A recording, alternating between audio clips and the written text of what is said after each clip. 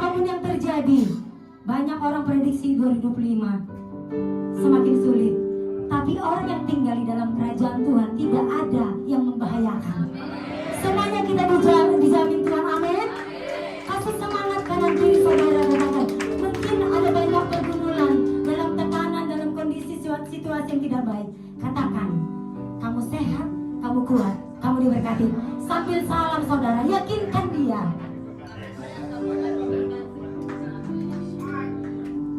Amin. Kita percaya 2025 kita sehat, kita kuat, kita diberkati. Siapa Tuhan? Haleluya. Puji nama Tuhan. Mari dengan iman kita akan deklarasikan Mazmur 91 saudara. Dalam lindungan Allah, orang yang duduk dalam lindungan yang maha tinggi dan bermalam dalam naungan yang maha kuasa akan berkata kepada Tuhan, tempat perlindunganku dan kubu pertahananku, Allahku yang kupercayai. Sungguh dia yang akan melepaskan engkau dari jalan penangkal burung, dari penyakit sampar yang busuk. Dengan kepaknya ia akan melindungi engkau, di bawah sayapnya engkau akan berlindung. Kesetiaannya ialah perisai dan pagar tembok. Engkau tak usah takut terhadap kedahsyatan malam, terhadap panah yang terbang di waktu siang, terhadap penyakit sampar yang berjalan di dalam gelap, terhadap penyakit menular yang mengamuk di waktu petang. Walau 1000 orang terbelah di sisimu dan 10.000 di sebelah kananmu, tetapi itu tidak akan menimpamu. Engkau hanya menontonnya dengan matamu sendiri dan melihat pembalasan terhadap orang-orang fasik. Sebab Tuhan ialah tempat perlindunganmu, Dia maha tinggi telah kau buat tempat perteduhanmu. Malapetaka tidak akan menimpa kamu dan tulah tidak akan mendekat kepada kemahmu. Sebab malaikat-malaikatnya akan diperintahkannya kepadamu untuk menjaga engkau di segala jalanmu. Mereka akan menatang engkau di atas tangannya, supaya kakimu jangan terangkut kepada batu. Singa dan ular telur akan kau marahi. Kau akan menginjak anak singa dan ular naga. Sungguh hatinya melekat kepadaku, maka aku akan meluputkannya. Aku akan membentenginya, sebab ia mengenal namaku. Bila ia berseru kepadaku, aku akan menjawab. Aku akan menyertai dia dalam kesesakan. Aku akan meluputkannya dan memuliakannya. Dengan panjang umur akan kukenyangkan dia, dan akan kuperlihatkan kepadanya keselamatan daripadaku. Katakan amin. Haleluya. Silakan duduk saudara. Nikmati hadirat Tuhan pagi siang hari ini. Dia ada di tempat ini. Dia ada bersama dengan setiap kita.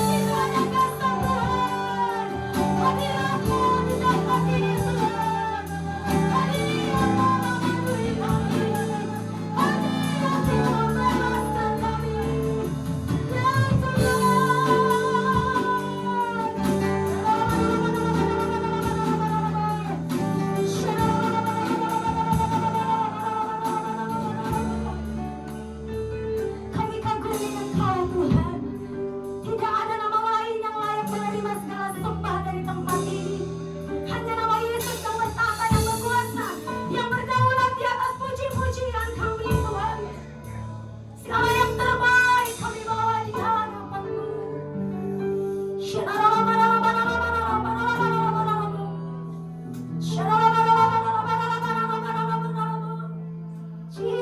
Jesus. And the angels cry, holy, all creation cries, holy, you are lifted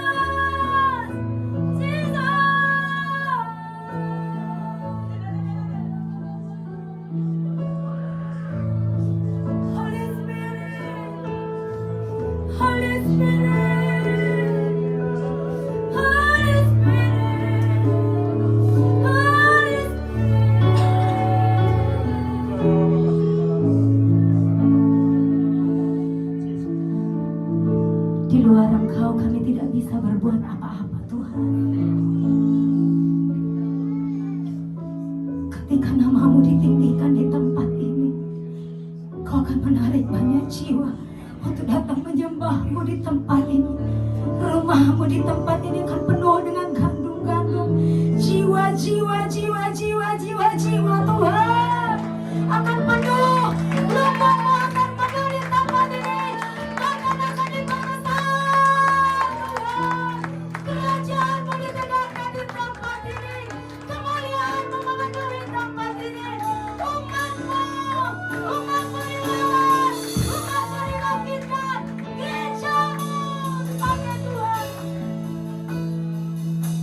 Datanglah kerajaanmu di tempat ini seperti di surga. Jadilah kehendakmu di tempat ini seperti di surga. Ada kesembuhan, ada pemulihan, ada kemenangan, ada berkat yang melimpah bagi orang-orang yang mencari wajah Tuhan. Dalam nama Tuhan Yesus, dalam nama Tuhan Yesus, bersama-sama kita katakan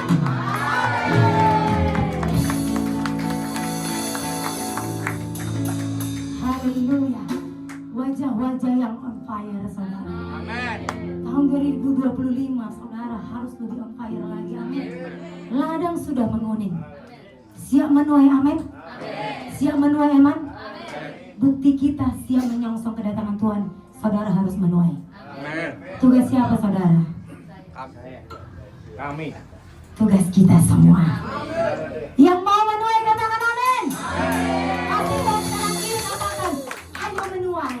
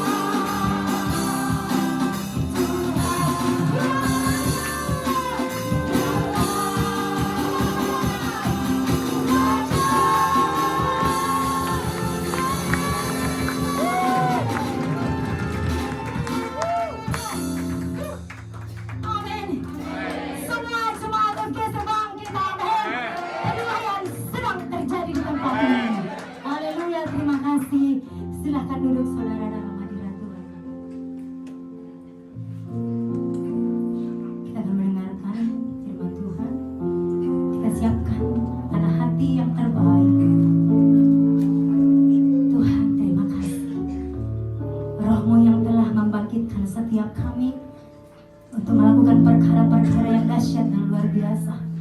Menjelang kedatangan-Mu yang kedua kalinya, kami ingin memaksimalkan hidup kami, memberi sepenuhnya hati, jiwa, roh kami untuk ada di tangan Tuhan yang tepat, untuk melakukan, mengaminkan dan melaksanakan, menuntaskan amanat agung-Mu Tuhan.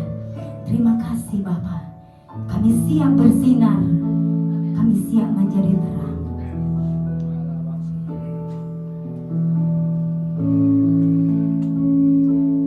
Meski dalam terang-Mu tetap bersinar, meski berat langkah, ku tahu Tuhan yang menopang. Mujizat-Mu nyata di setiap pergumulan.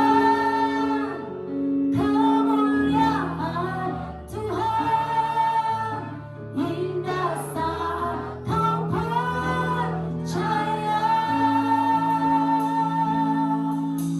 Ada saat kami menabur, ada saat kami menuai.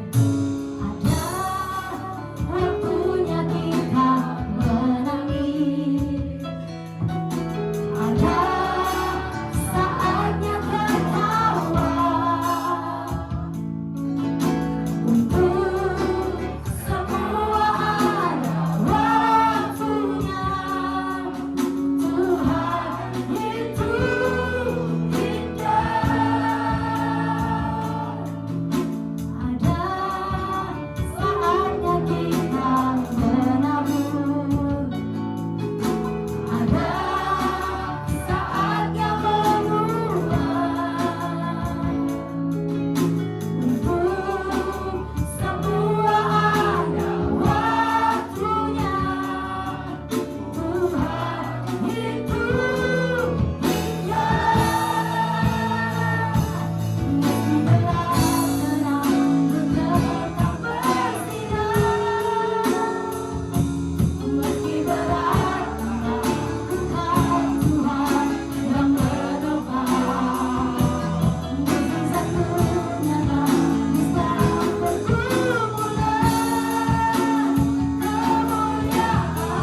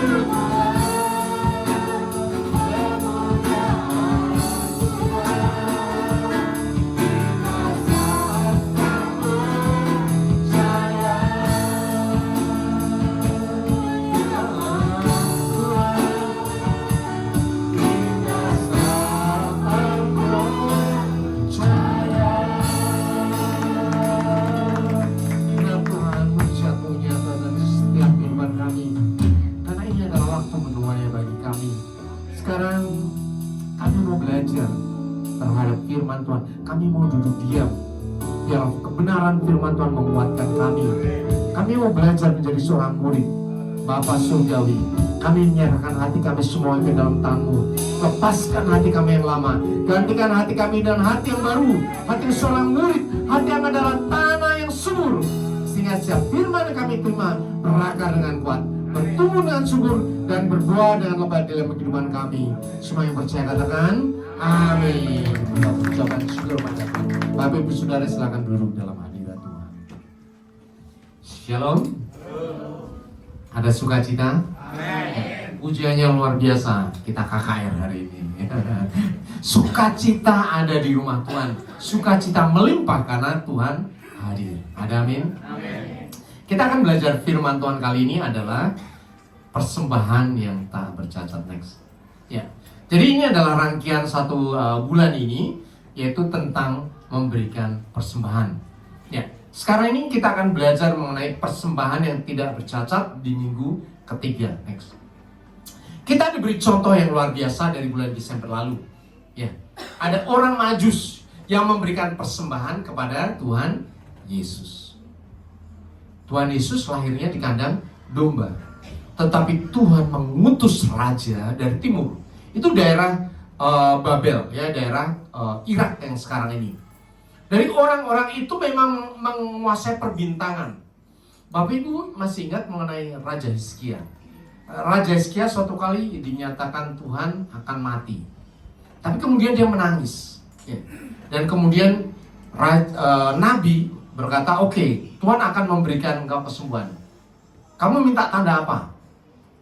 Tuhan, kalau apakah jam Raja Ahab akan bergeser 15 tapak atau berkurang? Kalau bertambah 15 tapak gampang, kalau berkurang coba, Tuhan bisa nggak? Ternyata Tuhan lakukan itu. Artinya apa? Waktunya mundur, dibikin mundur 15 tapak itu hampir 1,5 jam. Bayangkan coba. Dan kemudian dia disembuhkan dan hidup 15 tahun lagi. Nah, ada cerita yang lain. Tiba-tiba orang-orang dari kerajaan Babel, yaitu Irak yang sekarang ini, datang ke tempat itu. Kemudian mereka bertanya, oh tuh raja kenapa bisa sembuh dan sebagainya. Ada suatu pertanyaan, Babel waktu itu belum menjadi kerajaan yang besar, belum menjadi kerajaan yang besar. Tetapi kenapa waktu itu ada orang, ya, raja dari Babel yang waktu itu belum terkenal, datang ke Israel untuk melihat Hizkia. Mau tahu Bapak Ibu Saudara? Ternyata orang-orang itu adalah orang-orang Majus. Orang yang tahu tentang perbintangan, tentang astronomi dan sebagainya. Ketika ada perubahan universal, perubahan alam semesta, dia tahu, oh kenapa ada perubahan yang sedemikian besar. Ya, ternyata ini sebabnya karena Raja Hizkia. Dahsyat kan? Tuhan meletakkan kepandaian yang luar biasa kepada orang-orang Majus di zaman Hizkia. Dan begitu juga ketika Tuhan Yesus lahir, orang-orang yang sama yang mempelajari perbintangan, mereka datang kepada Tuhan Yesus. Jadi ini bukan ujuk-ujuk ada orang Majus, enggak. Orang Majus dari zaman dulu memang orang yang menguasai perbintangan dan selalu ada di kerajaan Babel, ya, Irak yang sekarang. Mereka orang-orang yang sangat menguasai perbintangan. Dan keahlian ini diturunkan terus-menerus sampai masa Tuhan Yesus. Dan orang-orang Majus ini yang datang kepada Tuhan Yesus. Nah, sekarang bisa dibayangkan zaman dahulu beda dengan zaman sekarang, ya. Kalau zaman sekarang kita mau pergi Israel, naik pesawat bisa. Ya, kita pergi ke Turki naik pesawat bisa. Tetapi zaman dulu harus pakai onta, ya, onta. Dan pada zaman dulu kerajaannya terpisah-pisah, tidak ada PBB, tidak ada segala macam. Di sepanjang jalan pasti banyak perampok, ya. Nomor 1 perampok. Kemudian nomor 2 banyak peperangan. Nomor 3 perjalanan jauh, mereka harus bawa bekal sendiri. Bisa dibayangkan dari Irak Babel datang ke Yerusalem, ke Bethlehem, di mana Tuhan Yesus lahir, berapa banyak yang harus dibawa. Jadi pada zaman dahulu kalau raja datang itu bukan seorang raja kayak di lukisan-lukisan 3 orang Majus atau unyu-unyu, enggak. Itu buat pasukan yang banyak. Dan bayangkan kalau raja memberikan persembahan kepada seorang yang memang ditanda di langit sudah dinyatakan ada raja yang besar. Apakah bawa satu kotak ini emas kemenyan mur, Pasti tidak. Bapak Ibu pernah baca Naaman yang disembuhkan dari sakit ya? Itu dari kerajaan Aram, Naaman bawa persembahan itu berbagal-bagal. Bagal itu apa? Keledai. Satu keledai itu bisa muat 50 kilo. Jadi kalau dia bawa 10 bagal emas ya, berarti 50 kali 10, 500 kilo emas. Bayangkan, itu panglima, apalagi ini 3 raja dari timur. Mereka bawa barang yang sangat banyak dan dipersembahkan kepada Tuhan Yesus. Jadi jangan pernah berpikir bahwa Tuhan Yesus itu miskin. Ya, mungkin lahirnya Bethlehem, tetapi Allah Bapa memberikan hadiah yang luar biasa. Karena Tuhan Yesus adalah hadiah yang terindah buat kita. Amin. Karena setelah itu Tuhan Yesus harus mengungsi ke Mesir selama 3,5 tahun. Ya, di Alkitab tidak disebutkan, tetapi kebudayaan di Mesir, raja-raja, gereja-gereja di Mesir mempertahankan petilasan ya, jalan salib Tuhan Yesus ketika ada di Mesir selama 3,5 tahun. Selama 3,5 tahun Tuhan Yesus tidak pernah kekurangan. Kenapa? Karena harta benda yang diberikan oleh orang Majus. Itu adalah persembahan yang terbaik. Amin. Dan kita mau belajar persembahan yang terbaik itu apa. Next. Di perjanjian lama Tuhan katakan bahwa apabila seorang mempersembahkan kepada Tuhan korban keselamatan sebagai nazar khusus atau sebagai korban sukarela dari lembu atau kambing domba, maka supaya Tuhan berkenan akan dia, supaya berkenan apa? Korban itu haruslah tidak bercela. Janganlah ada cacat badannya. Ya. Jadi zaman dulu kalau kasih kambing dicek dulu sama imam, kakinya bener enggak, apa rambutnya bagus nggak, telinganya kucongan nggak, dilihat. Baru kalau sudah oke, baru boleh dipersembahkan ya ke mesbah persembahan. Jadi zaman itu diperiksa benar. Ya. Coba kalau bayangkan zaman sekarang ini, ya misalnya ya, ini imam, Bapak Ibu mau kasih persembahan Quran, dilihat duitnya bagus kan? Memang seperti itu, bukan masalah jumlahnya. Karena waktu itu pun Tuhan Yesus mempersembahkan burung tekukur, bukan kambing. Karena jauh dikasihnya burung bukan kambing. Tetapi burungnya juga burung yang bagus, dicek dulu. Ya. Ingat ya, persembahan yang terbaik itu bukan jumlah, tetapi yang terbaik dari yang kita miliki. Kalau kita punya kambing ya persembahan yang baik. Kalau punya sapi yang bagus. Kalau punya burung tekukur ya burung tekukur yang bagus, yang paling bagus. Tidak ada yang jelek. Mau besar kecil semuanya harus tak bercacat. Ada amin. Next. Jadi dalam perjanjian lama korban tidak bercacat melambangkan kesempurnaan dan penghormatan kepada Tuhan. Berikanlah yang tak bercacat kepada Tuhan. Kalau di dompet dibuka ada merah, biru dan sebagainya. Yang terbaik yang mana Bapak Ibu Saudara? Jawab sendiri ya. Mau dikasih ke Tuhan lo, apakah Tuhan tidak sanggup mengembalikan berlipat kali ganda? Belajar di gereja ini, belajar di tempat ini, bahwa Tuhan itu nyata, ya dan amin. Ada amin? Nggak usah sedih, ya. Tuhan sanggup mengembalikan dan berlipat kali ganda. Next.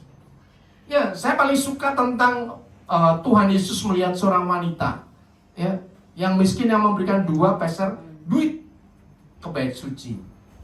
Tetapi bagi wanita itu apa coba? Itu adalah seluruh nafkahnya. Kalau dia kerja seharian ya, kalau sekarang dapat 100.000, 200.000, semuanya dicemplungin. Terus dia makan apa? Nggak makan, nggak apa-apa. Kenapa seperti itu? Bukan berarti dia orgil, bukan. Tetapi dia memberikan yang terbaik hidupnya untuk Tuhan. Dan apakah Tuhan tidak sanggup membalikan berlipat kali ganda? Amin. Ya, kita belajar di gereja ini bukan teori ya. Saya ajarin Bapak Ibu Saudara bukan teori, karena hidup saya juga bukan teori. Hidup saya itu praktek bersama dengan Tuhan. Sama seperti perempuan yang sederhana ini. Saya dari dulu sampai sekarang merasa hidup saya sederhana. Kelebihan berkat dari untuk Tuhan aja emang gue pikirin. Karena begitu saya kasih, Tuhan berikan lagi. Saya kasih, Tuhan berikan lagi. Dan itu nyata. Dan saya ajar Bapak Ibu Saudara melakukan hal yang sama. Amin. Mau diberkati? Berikan yang terbaik untuk Tuhan. Jangan berteori. Ujilah Tuhan. Maka firman itu akan terjadi di dalam kehidupan kita. Amin. Next. Persembahan yang berkenan di hadapan Allah diukur dari ketulusan hati dan pengorbanan, bukan dari jumlah yang diberikan. Ada kambing-kambing yang bagus, sapi-sapi yang bagus, ya. Ada ayam-ayam bagus, ada burung tekur yang paling bagus. Berikan yang terbaik. Pilihlah yang terbaik. Bahkan sebelum datang ke tempat ini, kalau kita mau kasih persembahan, kasih yang masih halus-halus dulu, ya. Yang masih merah-merah. Bukan merah zaman dulu, ya. Merah zaman dulu cepet. Ya. Next. Kenapa kita memberikan yang terbaik? Karena Tuhan sudah lebih dahulu memberikan yang terbaik bagi kita. Sebab kamu tahu bahwa kamu telah ditebus dari cara hidupmu yang sia-sia. Ya, kita tahu. Yang diwarisi dari nenek moyang bukan dengan bara yang fana, bukan pula dengan perak dan emas, melainkan dengan darah yang mahal. Yaitu apa? Darah Kristus, sama seperti darah anak domba yang tak bernoda dan tak bercacat. Kita sudah diberi yang terbaik. Di seluruh dunia, seluruh alam semesta, kita menerima anugerah yang terbaik dari Tuhan sendiri. Ada amin? Yaitu darahnya Tuhan sendiri yang diberikan kepada kita. Masa kita tidak membalikan yang terbaik? Jadi sebenarnya tiktokan kita sama Tuhan itu tiktokan. Tuhan kasih yang baik, kita kasih yang baik. Begitu kita kasih yang baik, Tuhan kasih yang baik lagi. Begitu seterusnya. Dan ingat ya, anak Tuhan tidak pernah turun. Kalau tadi dikatakan bahwa tahun 2025 masa krisis, benar. This is the time, of the economical storm. Tahun ini adalah tahun di mana akan ada badai ekonomi. Ya, kalau Bapak Ibu lihat Cina, tentang penurunan di Cina, toko-toko itu sudah mulai tutup. Negara sebesar itu, miliaran penduduknya, ekonominya sudah mulai turun. Pasti akan berimbas kepada negara-negara tetangganya, termasuk Indonesia. Amerika juga barusan ada kebakaran hebat di LA. Ya, di mana-mana peperangan, pasti akan terjadi penurunan ekonomi karena masing-masing negara akan mempertahankan ekonominya sendiri. Siapa yang akan menjagain kita? Yang menjagai Tuhan. Ada amin? Bagaimana cara kita dijaga oleh Tuhan? Berikan aja yang terbaik, maka Tuhan juga akan berikan yang terbaik buat kita. Ada amin? Coba anak kita nurut sama kita, manis sama kita, apakah kita tidak akan berikan apapun yang dia minta? Apalagi Bapak kita yang di surga, Bapak yang dahsyat luar biasa. Yesus Kristus digambarkan sebagai anak domba yang tanpa noda dan cacat, menjadi korban yang sempurna bagi kita. Dan itu bagian kita. Kenapa kita mesti mempersembahkan yang terbaik? Next. Karena Tuhan tidak berkenan dengan persembahan yang cacat. Segala yang bercacat janganlah kamu persembahkan, karena Tuhan tidak berkenan. Ya, sekali lagi ingat Bapak Ibu Saudara, bukan jumlah, tetapi apa engkau punya, berikan yang terbaik. Ya, bahkan kalau engkau masih muda, jangan nunggu nanti tua baru melayani. Sekarang masamu terbaik melayani Tuhan. Maka saya mengajarkan anak-anak masih muda melayani Tuhan. Layani Tuhan, karena hidupmu nanti akan dijaga oleh Tuhan pada masa-masa yang engkau butuhkan. Sekolahmu dijaga Tuhan, kuliahmu dijaga Tuhan, pekerjaanmu dijaga Tuhan. Orang tua tidak bisa menjaga anak-anaknya, apalagi di masa sekarang ini. Zamannya udah kacau balu, ya. Orang tua tidak bisa mengajari anak, ya mengajari apa? Internet. Mereka bisa bikin apa saja, ya. Bisa melihat apa saja. Tetapi Tuhan akan menjagai anak-anak kita. Ketika dari kecil kita serahkan pada Tuhan, layani Tuhan. Makanya di sini saya lihat ada anak-anak muda, ya. Nanti berikutnya kita akan wadai anak-anak muda untuk melayani Tuhan. Karena di sinilah tempat di mana engkau akan dilindungi oleh Tuhan. Persembahkan waktumu, masa mudamu untuk Tuhan, maka Tuhan akan menjaga engkau seumur hidupmu. Ada amin? Next. Persembahan yang cacat itu ada jahat di mata Tuhan. Coba di sini dikatakan dalam Maleakhi 1 ayat 8. Kalau engkau mempersembahkan yang cacat kepada bupatimu, kepada Prabowo misalnya, datang kita berikan ayam yang jelek, sapi yang jelek, potong kambing yang jelek, marah dong dia, ya, masakan-masakan yang jelek. Ya kita pasti akan berikan yang terbaik. Alkitab berkata seperti itu, manusia saja butuh persembahan yang baik. Apalagi Tuhan. Maka Tuhan akan berkenan kepada hidupmu. Next. Tuhan Allah kudus dan sempurna. Memberikan persembahan yang terbaik mencerminkan penghormatan kita. Karena Tuhan itu kudus. Kalau engkau kemana-mana gereja, berikan yang terbaik. Engkau ketemu dengan saudara, dengan keluarga, engkau kasih makan, ya kasih makan yang baik juga dong, gitu. Nanti apapun yang kau lakukan, kau akan juga terima yang baik kok. Itu hukum. Apa yang kau tabur, itu yang akan kau tuai. Itu nyata sekali. Tidak ada teorinya. Just do it. Lakukan saja. Karena Alkitab berulang-ulang berkata seperti itu. Tuhan tidak berhutang. Apa saja yang kau tabur, kau akan tuai. Itu yang Tuhan janjikan kepada kita. Berikan yang terbaik, maka kau akan menerima yang terbaik. Ada amin? Memberikan yang terbaik juga next. Menunjukkan syukur, prioritas dan prioritas. Dalam masing-masing memberikan menurut apa? Kerelaan hatinya. Sama seperti janda yang tadi miskin. Ya, dia sukacita sama Tuhan, dia punya kasih aja udah. Ya. Itu ada bentuk sukacita yang tertinggi di dalam kehidupan manusia. Pernah kita coba berikan yang terbaik, semua yang kita berikan sama Tuhan. Mungkin hitung-hitungan ya, karena nanti pulang naik Gojek gimana dong? Gak apa-apa ini hitung ya, semuanya baik di hadapan Tuhan. Tetapi hati kita rela memberikan yang terbaik di hadapan Tuhan. Next, memberikan yang terbaik kepada Tuhan adalah cara untuk menunjukkan bahwa Tuhan adalah prioritas dalam kehidupan kita. Ya. Kalau engkau mengasihi Tuhan dan Tuhan bertanya kepada engkau, apa yang kau berikan kepadaku? Kalau kau punya waktu, berikan yang terbaik kepada Tuhan. Kalau kau punya talenta, berikan talentamu kepada Tuhan. Kalau kau punya doa, berikan doamu yang terbaik untuk Tuhan. Jangan ketika ngantuk-ngantuk, Tuhan, amin. Sudah sampai pagi udah. Berikan yang terbaik untuk Tuhan. Karena disitulah Tuhan akan menguji kita. Abraham diuji oleh Tuhan untuk mempersembahkan yang terbaik, yaitu Ishak. Ya. Tapi apakah Ishak dipotong? Enggak juga, namanya Tuhan kok. Gitu.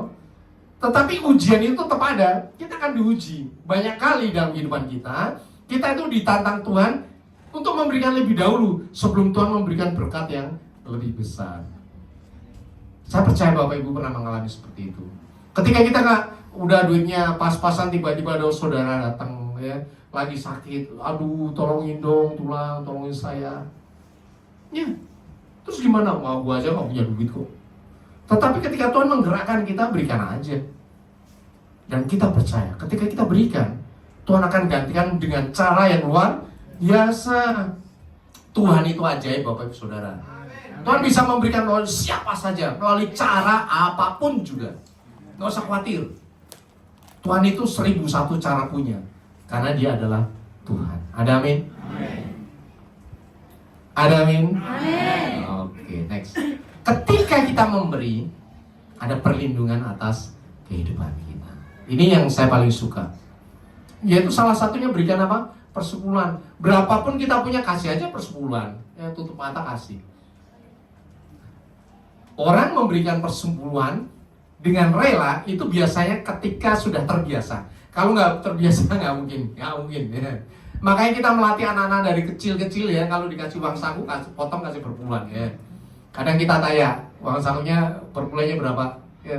Walaupun dia masih sekolah.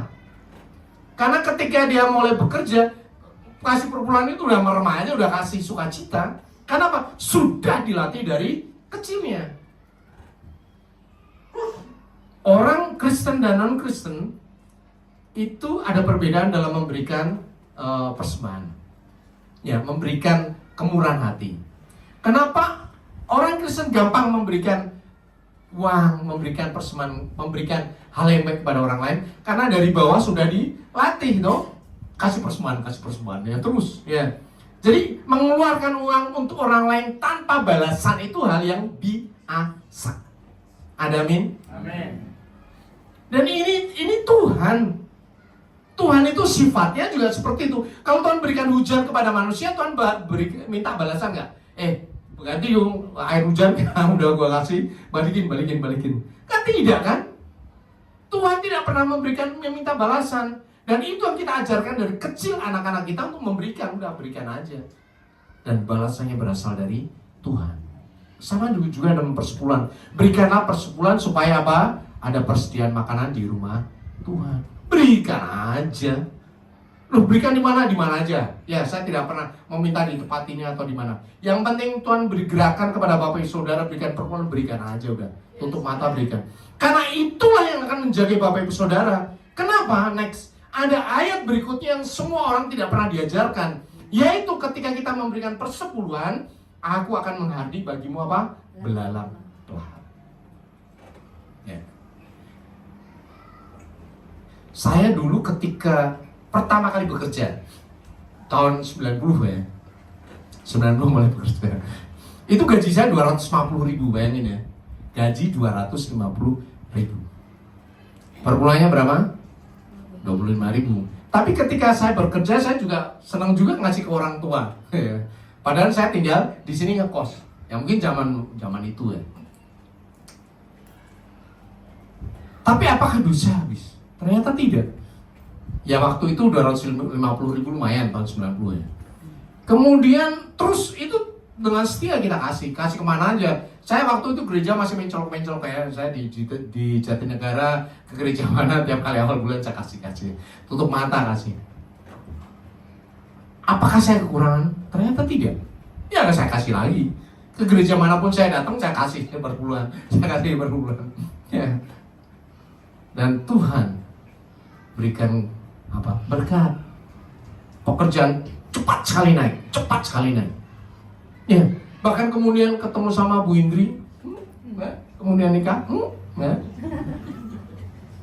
Saya minta Bu Indri tinggal di rumah, nggak boleh kerja. Tadinya teman kerja di rumah, karena ya bagi saya firman Tuhan, suami bekerja, istri mengandung, betul. Merawat anak supaya anak jadi jalan anak yang luar biasa. Karena kalau anak istri bekerja, anaknya jadi anak pembantu dong. Itu saya, semuanya baik saya katakan gitu. Tapi saya memilih supaya istri di rumah bekerja. Artinya apa? Tadinya 2 bekerja, tinggal 1 bekerja. Tetapi persembahan tetap harus ada. Dan pada waktu itu kita mulai masuk di dalam pelayanan di gereja. Dan Tuhan gerakan kepada kita untuk apa? Memberikan persembahan kepada pendeta. Bayangin loh. Udah per bulan dipotong, kita ada amplop tiap kali. Dulu kan masih cash semuanya. Saya kasih, terus saya tulis ya, Tuhan memberkati pelayanan Bapak. Untuk pendeta. Belum lagi apa? Kasih orang tua saya, kasih orang tua Bu Indri, bukan miskin ya, tapi itu sukacita bahwa ini anakmu udah bekerja, tolong doain gitu aja ya. Orang tua saya juga nggak mau, ngapain kamu masih keluarga muda ya, buat kamu sendiri, enggak, kasih. Apa yang terjadi? Apakah saya kekurangan? Tidak juga. Ya. Dan terus naik sampai sekarang ini. Bayangkan Bapak Ibu, sepanjang kehidupan saya, pekerjaan saya, rumah tangga saya, tidak pernah ada kata turun. Karena pada saat itu firman ini terjadi atas kehidupan saya. Ada amin? Dan firman itu juga bisa terjadi kepada Bapak Ibu Saudara dan saya. Terutama saya mengajarkan kepada anak-anak muda, berikan per bulan. Tutup mata kasih. Karena itu yang akan menjagai kehidupan. Ada amin? Kasih di mana terserah. Yang penting itu buat kalian sendiri, bukan buat saya. Buat menjaga kehidupanmu sendiri. Karena ketika engkau memberikan persepuluhan, nomor 1, belalang pelahap lenyap. Saya banyak sekali melayani orang-orang ya, yang duitnya banyak tetapi hidupnya susah, carut marut. Kenapa? Karena terima duit banyak masalah yang dihadapi. Bisnisnya bermasalah, keluarganya bermasalah, sakit penyakit nggak sembuh-sembuh, udah bolak-balik. Dan ketika kita berdoa, Tuhan perlihatkan, tipikal sekali ada belalang. Kenapa ada belalang ya? Dulu saya nggak ngerti kenapa ya Tuhan ada belalang. Kemudian saya tanya, Bapak Ibu kasih perpuluhan di gereja, saya nggak diajarin. Ya, kebetulan gereja tradisional. Saya mau coba deh berikan perpuluhan. Apaan sih perpuluhan? Saya ajarin perpuluhan seperti ini. Berikan kemana aja. Dan apa yang terjadi? Berikutnya mereka datang lagi dengan sukacita. Segala masalah lenyap. Dan belalangnya di tubuh mereka lenyap. Amin. That is spirit. Itu ada roh jahat yang memang punya kuasa, punya hak nemplok di dalam diri orang. Ketika orang Kristen sudah tahu ada firman ini, mereka menolak. Ya. Jadi lepaskan belalang dengan cara berikan persepuluhan. Kemana? Kemana aja. Karena itu akan melindungi kehidupanmu dan rumah tanggamu. Ada amin? Ya. Ketika berkat itu terus tercurah atas kita, next firman Tuhan katakan, orang yang menabur sedikit akan menuai sedikit juga, dan orang yang menabur banyak akan menuai banyak juga. Next. Ya. Kita adalah wadah yang warna kuning. ketika kita lepas buka kerannya, maka yang Tuhan dari atas ping itu akan mencurahkan berkat kepada kita. Bapak Ibu Saudara, ya, kalau kita ke Israel, kita selalu tahu dibawa ke Laut Mati, ya. Laut Mati itu udah laut di mana kadar garamnya tinggi sekali, itu danau yang besar sekali. Kenapa danau itu kadar garamnya tinggi sekali di seluruh dunia? Jadi kalau kita nyemplung ke sana, nggak bakalan tenggelam. Ya, tidak bakalan tenggelam karena kadar garamnya tinggi sekali. Jadi kita bisa tiduran, mengapung gitu. Ya. Jadi lumpur Laut Mati itu baik untuk kosmetik. Tetapi yang saya mau katakan adalah kenapa dia dikatakan Laut Mati? Saya percaya Bapak Ibu Saudara pasti pernah dengar bahwa Laut Mati itu tidak mengalirkan air dan sebagainya. Betul, ya. Betul. Tapi kenapa sih tidak bisa mengalirkan air? Masa danau nggak bisa mengalirkan air ke tempat lain? Di Israel ada dua danau yang fenomenal. Yang satu Danau Galilea di mana Tuhan Yesus tinggal, dan yang kedua adalah Laut Mati di dekat Yeriko, di dekat Yerusalem, ya. Sebelah selatan Yerusalem. Danau Galilea adalah danau yang penuh dengan ikan. Ya, maka Tuhan Yesus tinggal di sana, para murid di sana. Tuhan Yesus ketika melayani itu 3,5 tahun ada di sana. Kemudian milih 11 orang murid berasal dari daerah sana juga. Hanya satu orang murid yang berasal dari Yerusalem, yaitu Yudas Iskariot. Ya, dari universitas terkenal dia. Tetapi memang dipilih Tuhan juga. Jadi ada beda antara Danau Galilea sama Laut Mati. Kalau Danau Galilea tingginya 200 meter di atas permukaan laut. Tahu ya permukaan laut ya. Jadi kalau dia 200 meter di atasnya, maka airnya akan bisa mengalir. Mengalir kemana? Sungai Yordan. Sungai Yordan terus ke Yerusalem, terus ke Laut Mati. Zaman dulu Laut Mati itu bukan Laut Mati, tetapi ada Sodom dan Gomora. Dan Sodom dan Gomora adalah bagian dari Laut Yordan yang mengalir terus sampai ke Laut Merah. Dia terus mengalir sampai ke Laut Merah. Itu terus mengalir. Tetapi di tengah-tengah sini ada Sodom dan Gomora. Ketika Sodom dan Gomora dihancurkan oleh Tuhan, dihancurkan oleh apa? Oleh api. Kalau api itu artinya apa? Api akan menghanguskan. Api akan membuat meleleh. Ya, batu kalau dipanasin dia akan meleleh. Dan ketika dia dapat dari api dari langit dihancurkan, maka Sodom Gomora yang tadinya di lereng di daerah Sungai Yordan, pasti di atas laut dong, ya kan? Dia meleleh, terus meleleh. Meleleh, bayangin Bapak Ibu Saudara. Sampai 420 meter di bawah permukaan laut. Bayangkan dosa, ya, kalau Tuhan sudah meleleh sampai habis-habisnya. Dan ketika dia meleleh 400 hampir setengah kilo di bawah laut, airnya bisa ngalir lagi nggak? Nggak bisa. Orang dari bawah gimana melompat ke laut, udah nggak bisa. Jadi Laut Mati itu adalah dataran yang terendah di seluruh dunia dari permukaan laut. Kalau Belanda memang di bawah permukaan laut, tapi hanya 10 ya kan 15 meter. Tapi kalau Laut Mati 420 meter.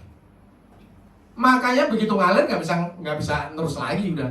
Jadi kayak kubangan aja, kubangan segede banget itu. Karena kubangannya gede banget, akhirnya busuk. Kadar garamnya tinggi, yang masuk ke situ mati semuanya. Makanya disebut Laut Mati. Nah, kalau Bapak Ibu Saudara bandingkan antara Danau Galilea sama Laut Mati, milih mana? Galilea. Ya. Karena itu ada berkat, ada kehidupan, ada aliran yang terus mengalir. Dia bisa hidup karena masih tinggi dan terus mengalir. Sama juga dengan wadah kita tadi. Alirkan berkat, maka engkau akan terus mendapat berkat yang baru. Ada amin? Engkau akan dapat berkat yang baru, gak usah khawatir. Tuhan bukan Allah yang berhutang. Next. Prinsip rohani ini mengajarkan bahwa hasil yang diterima sebanding dengan sikap hati dan kemurahan dalam memberi. Kalau kita menabur sedikit, akan menuai sedikit. Menuainya dari mana? Dari Tuhan, bukan yang kita tabur. Ya. Jangan pernah menabur dari orang-orang yang kita, jangan pernah menuai dari orang-orang yang kita tabur ya, beda dengan sawah ya. Kalau sawah kita menuai dari situ. Kalau manusia kan nggak bisa ya. Masa kita kasih orang sederhana, kemudian kita minta duit dari mereka, nggak bisa. Udah, kita ngasih orang menye-menye di pinggir jalan, kemudian kita minta duit sama mereka, bisa nggak? Nggak bisa. Tapi ketika menye-menye kita kasih duit, apa yang mereka lakukan? Ya, diberkati, murah rezeki, enteng jodoh, gitu. Doa mereka sampai kepada Tuhan dan Tuhan yang akan membalas kepada kita. Ada amin? Ada amin?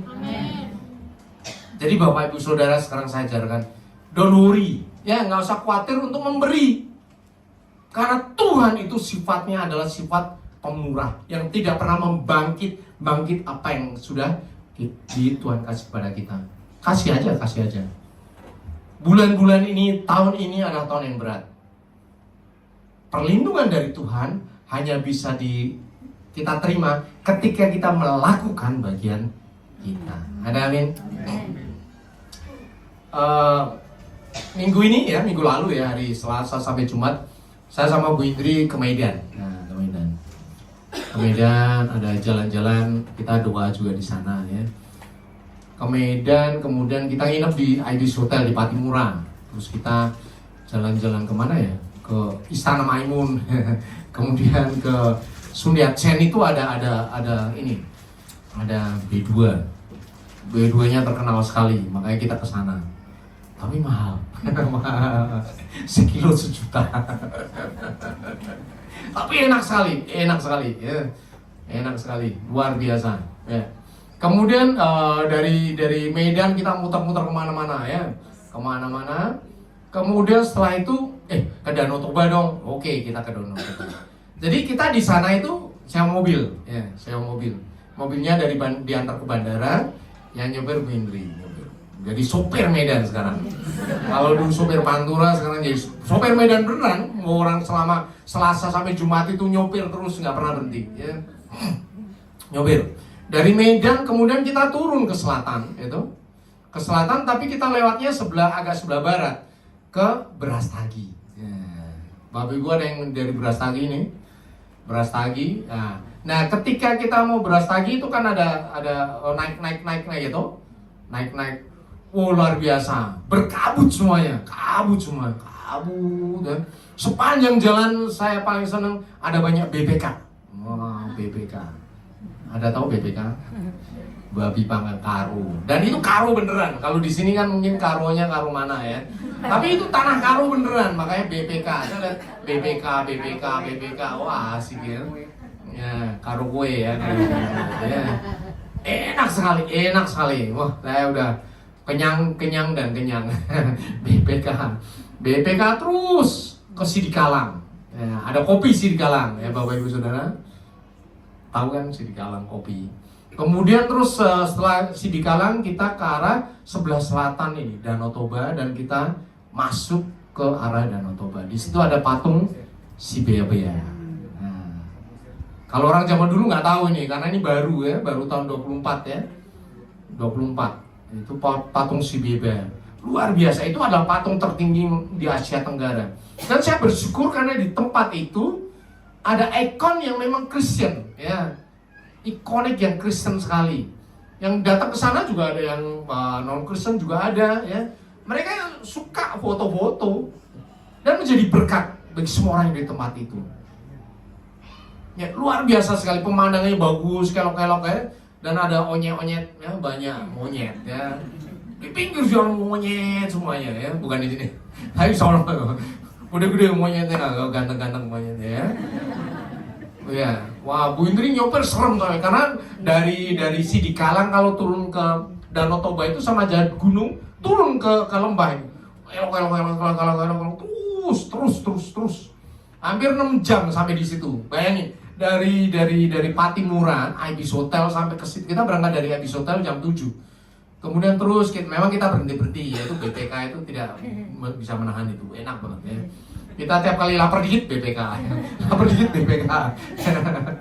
kopi Sidikalang, ya, itu enak sekali, luar biasa. Sampai 6 jam, kayak lebih dari Jawa. Kalau Jawa kita ke Semarang itu rata-rata 4-5 jam, itu 6 jam lebih baru sampai di lewat Pangaruran. Nah, mungkin Bapak Ibu tahu Pangaruran? Pangururan. Pangururan mampir di sana beli durian. Wah, duriannya enak sekali, ya, enak sekali. Kemudian karena sudah sore kita tidak bisa, udah capek ya, kita nginep di tuk-tuk. Di tuk-tuk itu ada Samosir Cottage, itu terkenal sekali, kita nginep di situ. Nah, Samosir itu luar biasanya karena danaunya, saya sama seperti ketika lihat Danau Galilea, luas sekali kan. Tiap kali ada ferry bolak-balik. Jadi tuk-tuk itu dekat kepada Pelabuhan Ambarita. Kemudian kita sudah pesen besoknya kita dari Pelabuhan Ambarita ke Parapat ya, naik ferry. Jadi kita nggak begitu asing ferry karena sudah beberapa kali ke Sumatera naik ferry ya, naik ferry. Nah, setelah itu kita hari berikutnya karena masih ada waktu sebelum kita ferry, kita kalau ferry pesen dulu pakai online ya, tiketnya nggak bisa beli di situ tapi harus online. Kita pergi ke Raja Sidaputar. Nah, ada yang Sidaputar di sini, harga Sidaputar. Dan luar biasanya itu adalah tempat wisata, nggak bisa mobil, nggak bisa masuk, kita parkir di dekat pasar situ, kemudian jalan kaki, kemudian naik ke atas itu banyak sekali ini tempat-tempat jualan ya, jualan souvenir, sepanjang jalan banyak orang Malaysia. Ya, Malaysia boleh Pak Ci boleh ya.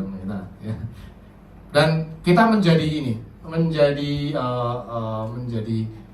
icon. Icon itu maksudnya gini. Waktu itu kebetulan kita nggak pikirnya tempatnya kan deket cuma 200 kilo. Kalau kita 200 kilo kan ke Bandung bolak-balik sehari bisa itu. Kita itu bisa. Nggak taunya karena kelok-kelok nggak bisa 6 jam, harus 6 jam, 6,5 jam. Karena kita berhenti juga. Akhirnya kita mesti nginep di cottage itu dan nggak bawa baju dong. Ya, akhirnya kita beli baju sekalian aja beli baju Lake Toba ya. Saya Bu Indri Lake Toba ya, pedagangnya aduh Inang cantik sekali Inang, mampir dong nambah Inang. Makanya kagak ya. Inang karena yang belanja Inang. Jadi semua orang ngomong karena kita jalan sudah pakai satu style ini ya, Lake Toba semuanya. Dan yang saya paling suka ketika di makam Sidaputar adalah makamnya ada makam pertama, raja pertama adalah yang mendirikan raja ya di Tomok ya, di Tomok, kerajaan di Tomok. Kemudian yang kedua adalah raja yang melestarikan budaya Batak. Jadi Raja Sidaputar yang kedua itu raja yang melestarikan kebudayaan Batak. Yang ada gambar patungnya gede gini ya, makamnya. Kemudian yang ketiga ada makam lagi, itu adalah makam ada gambar salibnya. Ya, dan raja ini raja yang bertemu dengan siapa? Nommensen dari Jerman. Ya. Jadi raja ketiga, Raja Sidaputar ini adalah raja yang menganut agama Kristen, yang membuat Batak sebagian besar Kristen. Ya, di mana-mana karena saya lewat ke selatan sebelah barat, semuanya ada GBKP Batak. Gereja Batak karo Protesan, luar biasa gereja yang besar-besar. Ya. Wah, luar biasa GBKP semuanya udah. Ya di mana aja GBKP. Sebentar aja GBKP. Ada juga gereja yang kecil, tapi nggak ada pintunya. Nggak taunya saya lihat tugu. Bukan gereja, sorry. Itu tugu. Tapi tugunya bentuknya juga gereja, betul kan? Di mana-mana gereja kecil-kecil ya, rupanya itu tugu. Dan semua orang di sana bersuka cita karena diberkati oleh kekristenan. Ada berkat yang luar biasa dari tanah Batak. Makanya saya datang ke tempat ini dan berdoa di situ supaya semua keturunan orang Batak menjadi berkat bagi bangsa. Amin. Ya. Dan di sini pun GBI, Gereja Batak Indonesia ya. Banyak orang Batak di sini ya. Gereja Batak Indonesia. Saya gereja Jawa. Ya, artinya bahwa bangsa Indonesia diberkati oleh orang-orang Batak. Dimanapun pasti ada Batak. Tapi BPK nggak semuanya ada ya. Adanya rumah Minang, rumah makan Padang. Jadi saya suka sekali di sana. Semuanya BPK. Dan kemudian kita naik ferry, kemudian ke Parapat. Dari Parapat ke Pematang Siantar. Pematang Siantar masuk tol sampai kembali lagi ke Patimura. Jadi saya bersuka cita bahwa saya melihat sendiri ya, ada perbedaan antara orang Batak di sini sama Batak di sana, Bapak Ibu Saudara. Halo? Batak di sini orang Batak, ya. Batak itu sangat. Saya pikir di sana enggak, Bapak Ibu Saudara, kayak di Jawa.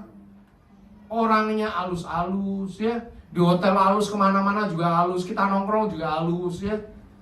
Kenapa beda ya Batak di sana sama Batak di sini ya? Halo?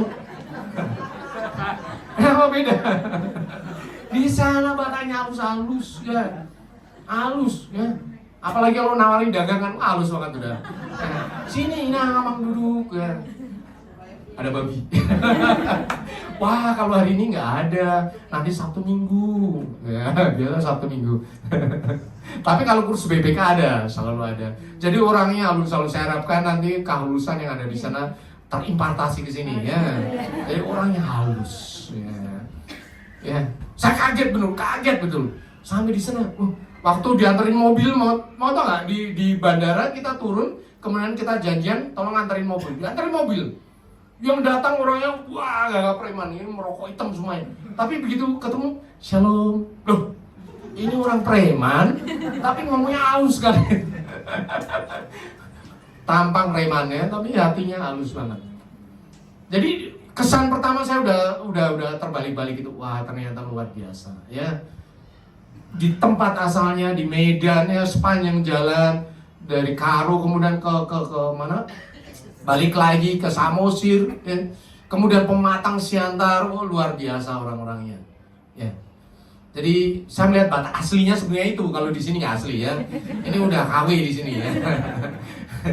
Jadi harus jadi Batak orang asli, menjadi anak Tuhan di awal mula-mula, yang mencintai Tuhan. Makanya datang ke sini bawa saudara-saudara ya, netolan kalian ya. Ya, kumpulan-kumpulan datang bawa ke sini. Raja Sidabutar yang ketiga itu memerintahkan anak cucunya untuk apa? Menyembah Tuhan Yesus. Bukan lagi adat duniawi. Jadi inilah kesempatan bagi kita meneruskan apa yang sudah dibuat oleh nenek moyang kita, supaya kita kenal kepada Tuhan, supaya kita mendoakan tempat di mana kita berada. Kita memberkati dengan apa? Dan berkat yang kita berikan. Dan no worries, tidak usah khawatir. Tuhan sanggup melimpahkan berkat sampai berlimpah-limpah. Amin. Kita berucapkan syukur kepada Tuhan. Bapak Ibu Saudara, saya undang untuk bangkit berdiri.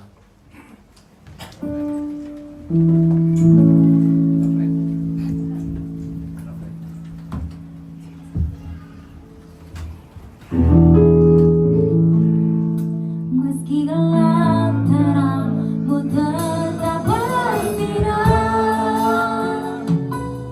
meski berat langkahku kau Tuhan yang menopang, mujizat-Mu yang habis tak berkumpulan, kemuliaan Tuhan hingga saya percaya, kemuliaan Tuhan hingga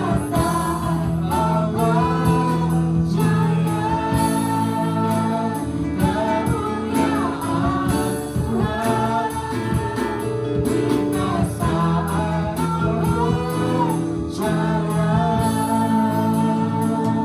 Benar ya Bapak, kemuliaan kita ketika kami percaya.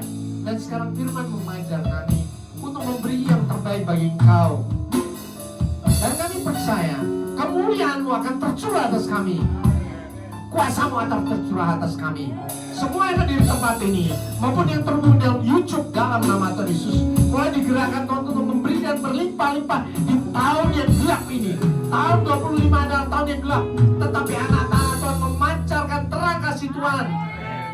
Karena perlindungan Tuhan nyata dahsyat ajaib. Justru dalam tahun kekurangan ini kami akan memberi dengan berlimpah-limpah. Karena Tuhan kami adalah Tuhan yang penuh dengan kelimpahan berkat. Tidak pernah menahan berapapun yang kami bagikan di dalam nama Tuhan Yesus. Tuhan kami bukan Tuhan yang berhutang dalam nama Tuhan Yesus. Tahun ini kami siap ya Bapak untuk menuai dengan berlimpah-limpah. Tahun ini ya Bapak, kami siap menjadi berkat bagi banyak orang. Tahun ini ya Bapak, kami belajar dari nenek moyang kami yang menyerahkan kehidupannya bagi Engkau. Dan itu menjadi warisan bagi kami semuanya di dalam nama Tuhan Yesus. Dan kami akan terus menjaga warisan ini di dalam iman yang dahsyat. Iman kepada Tuhan, iman kepada kuasa kasih Tuhan yang nyata dan ajaib. Bapa Surgawi, sebelum kami kembali ke dalam kehidupan kami, sekarang kami menyerahkan kehidupan kami lebih dahulu ke dalam tangan-Mu. Semua letih, lesu, beban berat, sakit, penyakit Tuhan angkat dalam nama Tuhan Yesus. Pergumulan hidup Tuhan angkat. Semua permasalahan kami hadapi di hari-hari ini Tuhan angkat dalam nama Tuhan Yesus. Dan Tuhan Yesus gantikan dengan damai sejahtera, sukacita, kelegaan, kesembuhan, berkat-berkat yang melimpah, pemulihan di dalam nama Tuhan Yesus. Sehingga setelah ini Kau diutus dengan dahsyat luar biasa. Kau tidak memikirkan penghidupanmu lagi, karena Tuhan yang berjalan di depanmu, Tuhan yang memikirkan kehidupanmu, sehingga Kau hanya menjadi pelaku firman Tuhan yang tak dan sia, menjadi pelaskar Kristus yang dahsyat, penuai di akhir zaman, menabur dengan berlimpah-limpah. Karena sejak saat ini surga terbuka, langit terbuka, dan berkat Tuhan melimpah-limpah atas Kau, tidak pernah berhenti sampai Tuhan Yesus datang 2 kali. Setiap orang yang mendengarkan khotbah ini, di dalam doa ini, berkat Tuhan tercurah atas Engkau, tidak pernah berhenti dalam nama Tuhan Yesus. Ucapkan doamu dan Tuhan segera akan menjawab engkau. Ucapan permolaanmu, Tuhan segera menjawab engkau dalam nama Tuhan Yesus. Tidak ada yang ditunda, tidak ada penundaan lagi. Karena juga Tuhan Yesus waktunya juga tidak ditunda. Sebentar lagi Tuhan Yesus juga akan datang untuk memberkati kita, menjemput kita. Untuk itu sekarang waktunya kita berlimpah-limpah, berlomba-lomba, memberikan berkat Tuhan kepada banyak orang, kepada gereja Tuhan, kepada setiap pelayanan Tuhan. Berikan yang terbaik. Maka sekarang ini kelimpahan sekarang terjadi atas engkau. Janji yang Kau ucapkan Tuhan dengarkan, dan janji yang Kau ucapkan Tuhan akan berikan berkat yang dahsyat, sehingga Kau bisa melakukan dengan kedahsyatan dan urapan dan kuasa yang dahsyat dari surga.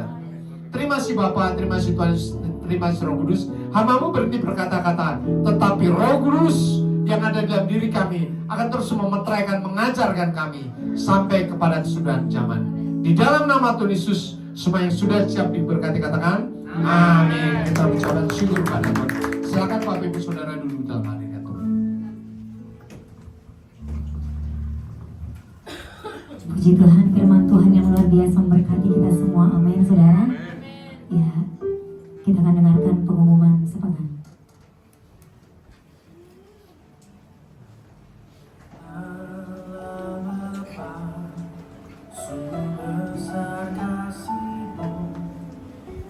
Shalom saudara, minggu ini kita akan belajar mengenai tema kami segenap jemaat dan pekerja GBI FGC Medan Cibitung mengucapkan terima kasih atas firman yang telah disampaikan oleh hambanya. Berikut kami akan sampaikan jadwal GBI FGC dalam sepekan. Ibadah raya setiap hari Minggu pukul 10 pagi di tempat ini, disertai dengan ibadah sekolah minggu. Ibadahku setiap hari Jumat di tempat ini, mulai pukul 7.30. Mari kita hadiri bersama-sama. Menara doa setiap hari Senin sampai Sabtu di tempat ini, dimulai pukul 7 malam dan terbuka bagi semua jemaat Tuhan. Badminton baby sport diadakan setiap hari Kamis pukul 8 malam bertempat di Gor Metlan Cibitung. Kami menyambut jemaat Tuhan yang pertama kali beribadah di tempat ini, dan kami mengundang untuk mengikuti ibadah di minggu-minggu selanjutnya. Demikian pengumuman sepekan. Tuhan Yesus memberkati.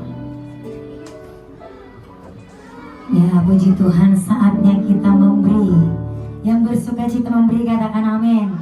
Haleluya, seperti firman Tuhan sampaikan saudara. Mari memberi dengan sukacita, beri yang terbaik buat Tuhan, karena Tuhan sudah berikan yang terbaik bagi setiap kita. Mari yang bertugas boleh maju ke depan.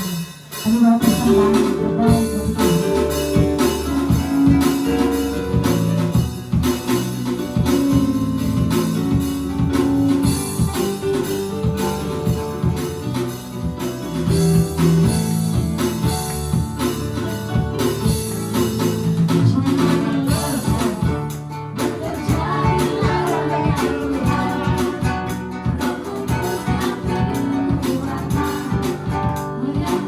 Mengajar dan menopang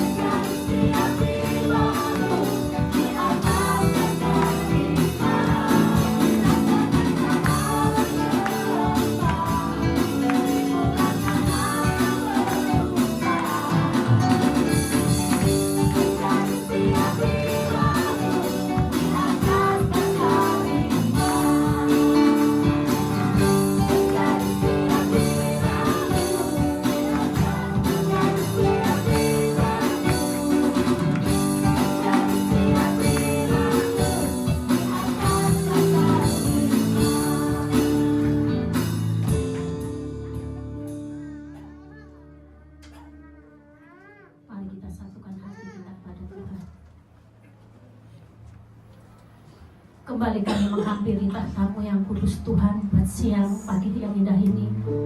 Kami mengucap syukur Engkau sudah memberkati kami pagi hari ini ya Bapa. Terima kasih Tuhan Yesus, terima kasih buat pengajaran firman-Mu pada hari ini ya Bapa. Engkau ajar kami untuk kami memberikan yang terbaik untuk Engkau ya Bapa. Ajar kami, pakai kami memberikan yang terbaik untuk-Mu ya Bapa. Hidup kami itu jiwa roh kami, bahkan kepunyaan kami memberikan yang terbaik kepadamu ya Bapa. Pakai setiap kami, pakai umat-Mu, pakai kami semua ya Tuhan. Terima kasih Bapa, terima kasih. Kami mengucap syukur buat kebenaran firman-Mu yang sudah Kau sampaikan oleh hamba-Mu, Bapak Gembala kami ya Bapa. Terima kasih buat firman-Mu Tuhan, terima kasih. Pagi ini kami kuat, pagi ini kami boleh mengerti ya Bapa. Kami berdoa buat hamba-Mu ya Tuhan. Biarlah pengurapan-Mu terus melimpah atas hamba-Mu ya Bapa. Hikmat marifat-Mu, pengurapannya daripada Tuhan turun atas hamba-Mu lebih lagi ya Bapa. Engkau akan pakai lebih heran dan lebih dahsyat lagi Tuhan, untuk kemuliaan nama-Mu, untuk bawa jiwa-jiwa untuk kemuliaan nama-Mu ya Bapa. Terima kasih Tuhan Yesus, terima kasih. Terus urapi hamba-Mu ya Bapa. Urapi juga Ibu Gembala kami Tuhan, menjadi tiang doa atas hamba-Mu, atas gereja-Mu, atas keluarganya. Pakai ibu kami Tuhan lebih dan lebih lagi ya Bapa. Kekuatan kesehatan yang sempurna menjadi miliknya ya Bapa. Berkati ketiga putra-putrinya Tuhan, studinya, pekerjaannya, semuanya masa depannya diberkati oleh Engkau ya Bapa. Terima kasih Tuhan Yesus, terima kasih Tuhan Yesus. Kami juga mengucap syukur buat Gembala pembina kami Bapak Insinyur Bapak Niko Nyoto Raharjo. Bila pengurapan Tuhan terus melimpah atas hamba-Mu, melalui hamba-Mu ya Tuhan, visi dan misi-Mu boleh sampai kepada setiap kami. Bangsa-bangsa akan dibawa untuk kemuliaan nama-Mu ya Bapa. Berkati Tuhan, berkati ya Bapa. Berkati juga Tuhan Bapak rayon kami Bapak Andi Markus ya Bapa. Engkau berkati Tuhan, biarlah pengurapan Tuhan juga terjadi. Kau berikan atas Bapak Gembala kami dan Ibu ya Bapa, serta penggembalaannya Tuhan, semuanya diberkati oleh Engkau ya Bapa. Terima kasih Tuhan Yesus, terima kasih ya Bapa. Kami juga mengucap syukur buat hamba-hamba-Mu yang sudah ambil bagian di dalam pelayanan pagi hari ini ya Bapa. Kami berdoa buat worship leader, kami berdoa buat singer, kami berdoa buat imam-imam musik Tuhan, semuanya yang terlibat di dalam pelayanan. Bila pengurapan Tuhan terus melibat setiap mereka, Tuhan akan pakai mereka lebih dahsyat lagi Tuhan, untuk kemuliaan nama-Mu ya Bapa. Terima kasih Tuhan Yesus, Engkau juga berkati jemaat-jemaat yang sudah hadir pada pagi hari ini. Biarlah mereka semuanya menyerahkan hidupnya kepadamu ya Bapa. Membawa jiwa-jiwa untuk kemuliaan nama-Mu. Menyerahkan Tuhan tubuh jiwa rohnya, bahkan kepunyaannya untuk kemuliaan nama Tuhan. Terima kasih Bapa, terima kasih. Kami juga berdoa ya buat bangsa negara kami. Berkati bangsa negara kami, presiden kami, wakil presiden, aparat yang tertinggi sampai terendah. Tuhan berkati bangsa negara kami. Bila damai sejahtera Tuhan turun atas bangsa negara kami ya Bapa. Terima kasih Tuhan, kami juga sudah memberi persembahan kami. Tuhan sucikan, kuduskan persembahan kami. Apa yang kami berikan semuanya untuk kemuliaan nama Tuhan. Berkati tangan-tangan yang mengelolanya, berkati kami yang sudah memberinya.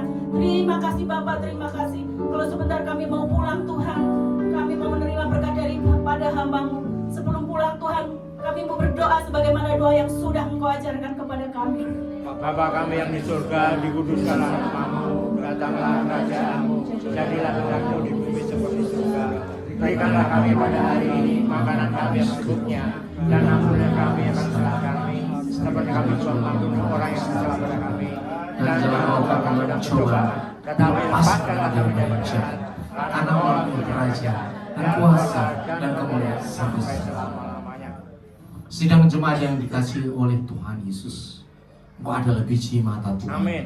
Berkat Allah tercurah atas kau di sepanjang hari-hari ini, di sepanjang bulan-bulan ini, bahkan tahun ini. Engkau dipenuhi dengan kelimpahan berkat. Amin. Dan karena itulah Engkau diutus untuk membagikan kasih Tuhan kepada semua orang. Bagikanlah kasih Tuhan, berkat Tuhan, karena disitulah kelimpahan berkat akan terus mengalir atas engkau. Amin. Haleluya. Dan untuk itulah Engkau diberkati Tuhan. Angkat kedua tanganmu dan aminkan setiap berkat ini. Tuhan memberkati engkau. Tuhan memberkati suami, istri, anak-anak, cucu-cucumu. Tuhan memberkati kehidupanmu dan finansialmu. Tuhan memberkati sekolah dan studimu. Tuhan memberkati pekerjaan dan setiap usahamu. Apapun yang kau rencanakan, apapun yang kau perbuat, Tuhan membuat semuanya berhasil. Kasih karunia dari Allah Bapa, dan damai sejahtera dari Tuhan Yesus serta persekutuan yang manis dan Roh Kudus menyertai kehidupanmu dari sekarang sampai Maranatha. Tuhan Yesus datang yang kedua kali menjemput kita di awan-awan yang permai, bahkan sampai selama-lamanya. Semua yang sudah diberkati katakan amin.